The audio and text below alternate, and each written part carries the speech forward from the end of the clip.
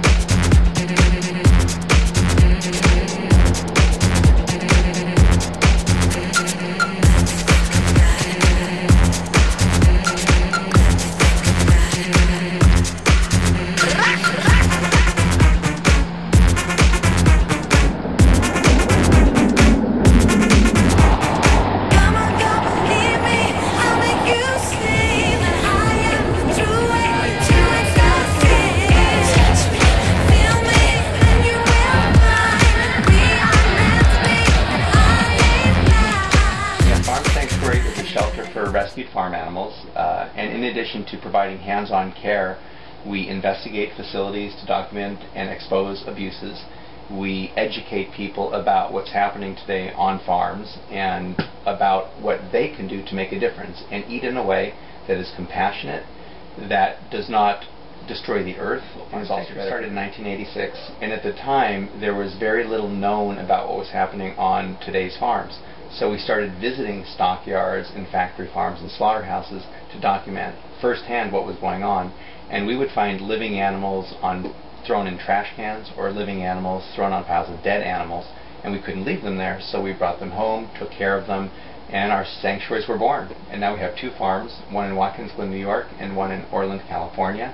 And between the two we have over 1,000 animals.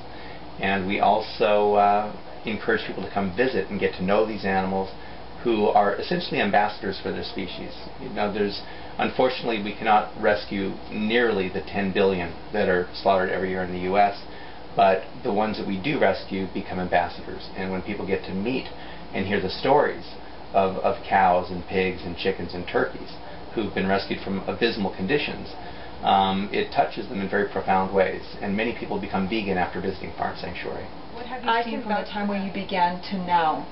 Well, we've seen a lot of changes actually. There's more and more vegan restaurants that are popping up in big cities.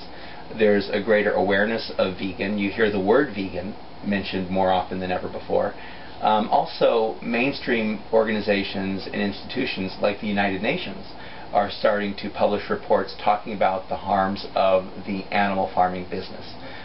For instance, the UN reported that the livestock industry is a greater contributor to global warming than the entire transportation industry. We won an initiative in Florida to ban the use of gestation crates, these cruel 2-foot wide enclosures where breeding pigs are kept. We won another initiative in 2006 to ban gestation crates and veal crates, where calves are confined for their whole lives, chained by the neck in small enclosures where they can't even turn around. And right now we're in the middle of a campaign in California to ban veal crates, gestation crates, and battery cages. And this is going to be the biggest ever fight to ban factory farming cruelties in the U.S. We're looking to impact the lives of 20 million animals that are currently now confined in these small enclosures. The dairy industry in many ways is worse than the meat industry, because dairy cows, after they've been exploited in milk production, are also then killed for beef. So they're exploited by the dairy industry and then later by the beef industry.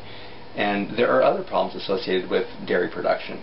For example, for a cow to be profitable on today's dairy, and these cows again are sent to slaughter after just about 3 or 4 years in production, whereas in a healthy environment these cows could live 20 years or longer.